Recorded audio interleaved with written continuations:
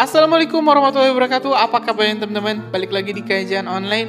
Prabowo Subianto, Presiden terpilih Indonesia, mengatakan dengan tegas dalam salah satu wawancaranya di Qatar Economy Forum bahwa Prabowo bakal melampaui negara-negara barat, negara-negara Eropa atau negara-negara maju dunia hanya dalam waktu 2 tahun. Informasi ini tentu menggemparkan dunia, di mana Indonesia saat ini menjadi salah satu negara ketujuh ekonomi terbesar di dunia, dan diprediksi pada 2027 Indonesia akan menyalip negara-negara besar seperti Inggris, Prancis, Rusia menjadi negara dengan ekonomi terbesar kelima di dunia. Dan ini telah diantisipasi oleh banyak sekali negara-negara maju yang melihat perkembangan Indonesia di era Pak Jokowi dengan sangat pesat. Bahkan kalau kita melihat PDB atau income per tahun rakyat Indonesia, diprediksi tahun depan akan mencapai $5.000 atau sekitar 76 juta. Dimana dengan income sebesar ini, rakyat Indonesia sudah tidak lagi memusingkan terkait kebutuhan dasar, tapi lebih ke kebutuhan tersier atau kebutuhan ketiga.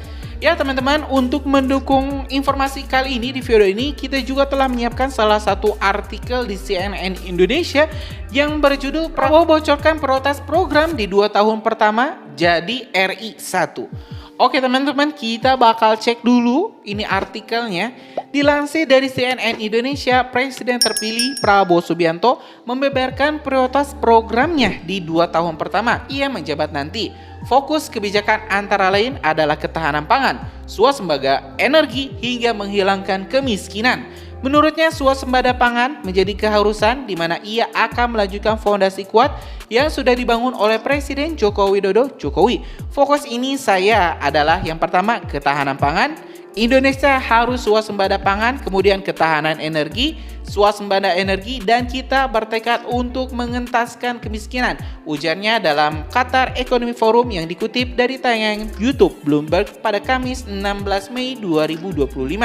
Selain itu, Prabowo juga berjanji akan melaksanakan program makan siang gratis dan susu gratis terutama untuk anak SD.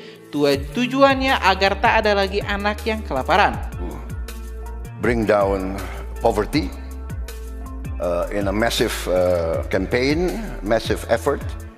I'm determined to get rid of hunger amongst our people, especially the young. And in the end, we have to concentrate on processing our natural resources. We have to make a great effort in downstreaming and to industrialize. And all of this needs good governance. I'm determined to cut down corruption, waste. And with that, we are very confident, we are very bullish, we are very determined to bring this all about. Saya bertekad untuk menghilangkan kelaparan masyarakat kita, terutama generasi muda, dan pada akhirnya kita harus berkonsentrasi pada pengolahan sumber daya alam yang kita miliki, imbuhnya. Prabowo juga bertekad untuk menghilangkan segala bentuk kecurangan yang ada di tanah air, seperti korupsi yang seakan-akan tak ada habisnya. Oleh karenanya, perbaikan tata kelola pemerintahan juga menjadi salah satu misi penting bagi dirinya. Saya bertekad untuk mengurangi korupsi, pemborosan, dan dengan itu kami sangat yakin, kami sangat optimis, kami sangat bertekad untuk mewujudkan semua ini terangnya. Kedepan ia juga berambisi untuk mewujudkan pertumbuhan ekonomi hingga 8% dalam 3 tahun sejak menjabat, jauh di atas pemerintahan Jokowi yang hanya mampu berada di level 5%-an.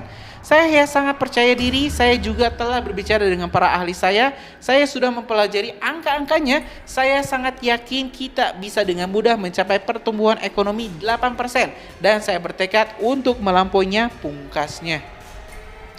Ya teman-teman, ini adalah sebuah pernyataan yang sangat confident, yang sangat percaya diri dari Prabowo Subianto.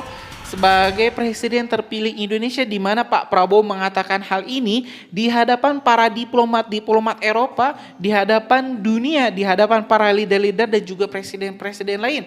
Di Qatar Economic Forum ini seperti ini adalah sebuah deklarasi bahwa Indonesia bakal menjadi negara maju. Ini adalah sebuah deklarasi kepada dunia bahwa Indonesia tidak akan lagi mau diremehkan, Indonesia tidak akan bisa lagi dibodoh-bodohi, atau Indonesia tidak bisa lagi dipermainkan.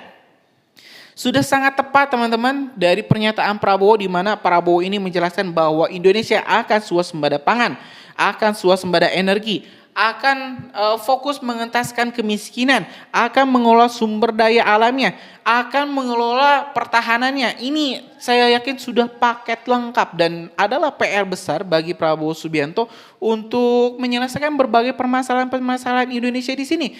Di sini juga Pak Prabowo menyebut bahwa penyakit Indonesia adalah korupsi dan juga pemborosan. Kalau misalnya saya cek, teman-teman, ternyata Indonesia itu menghabiskan hampir 319 triliun hanya untuk subsidi solar. Jadi Pak Prabowo dalam wawancaranya di Qatar Economic Forum juga menyebut bahwa Indonesia jika swasembada energi bisa menghemat hingga 319 triliun, dan ini angka yang sangat besar.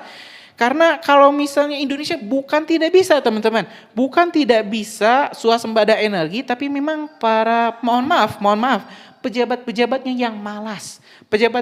yang malas untuk mendukung kebijakan pemerintah, mendukung kebijakan Pak Jokowi yang sudah menciptakan biofuel yang berbahan dasar minyak sawit, di mana ini hampir 40%-nya itu berasal dari alam. Jadi bisa sangat menghemat anggaran energi kita. Dan di era Pak Prabowo ini diharapkan biofuel ini bisa menggantikan solar konvensional yang selalu kita import dari negara-negara maju.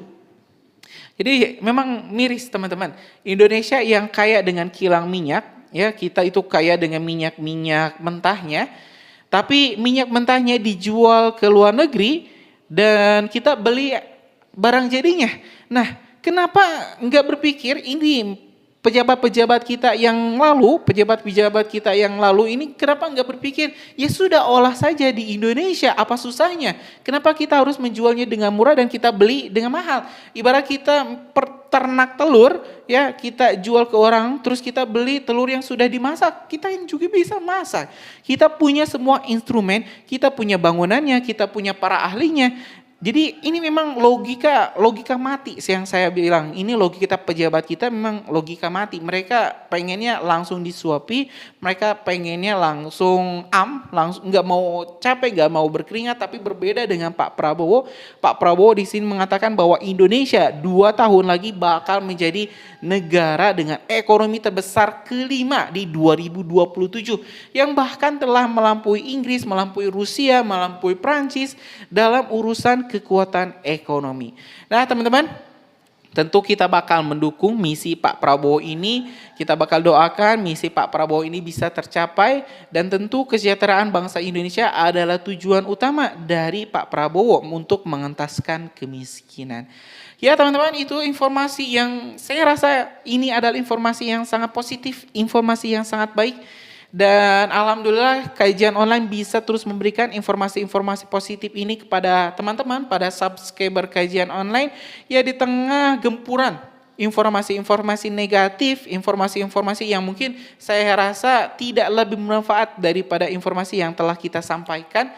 Karena itu teman-teman, biar informasi ini bisa terus berlanjut, biar kajian online ini bisa terus ada, dukung kita dengan subscribe dan nyalakan lonceng notifikasinya, biar teman-teman bisa terus mendapatkan update terbaru terkait informasi dari kajian online. Terima kasih sekali lagi teman-teman, itu kita akhiri. Assalamualaikum warahmatullahi wabarakatuh.